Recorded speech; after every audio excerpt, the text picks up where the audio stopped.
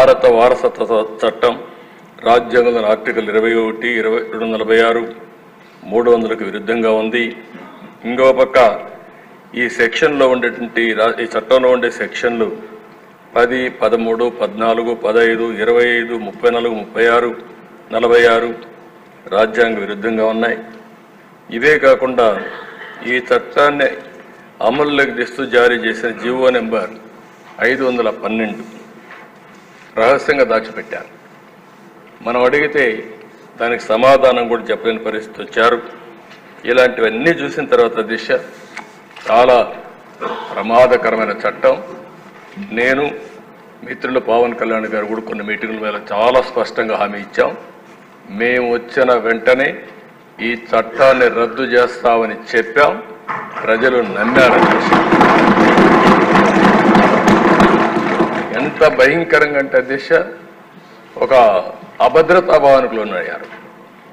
మళ్ళీ దుర్మార్గమైన ప్రభుత్వం వస్తే మా ఆస్తులకు మాకు రక్షణ ఉండదు అనే పరిస్థితికి వచ్చారు.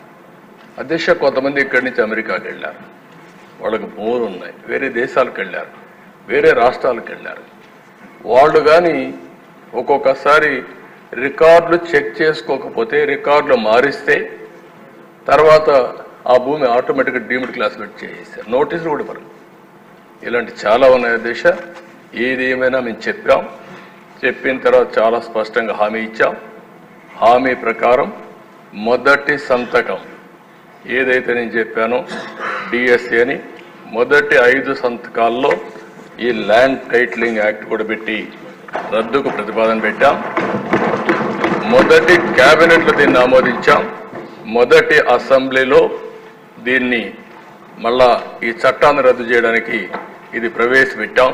ఇది మా చిత్తశుద్ధిని మరొక్కసారి తెలియజేసుకుంటూ సభ్యులందరూ కూడా దీన్ని ఏకగ్రీవంగా బలపరిచి ఈ నల్ల చట్టానికి మంగళం పాడాల్సిందిగా మరొక్కసారి ప్రార్థిస్తూ ఈ ప్రభుత్వం ఏ మాత్రం కూడా అజాగ్రత్తగా ఉండం, ప్రజల ఆస్తులు కాపాడుతాం, ప్రాణాలకు రక్షణగా ఉంటాం. ఇలాంటి చట్టాలను ఎట్టి పరిస్థితుల్లో ఆమోదించమని మరొకసారి తెలియజేసుకుంటూ మీ దగ్గర సెలవు తీసుకుంటాను. మంత్రి గారు మీరేం క్లారిఫికేషన్ ఇవ్వాలంటే ఇవ్వచ్చు.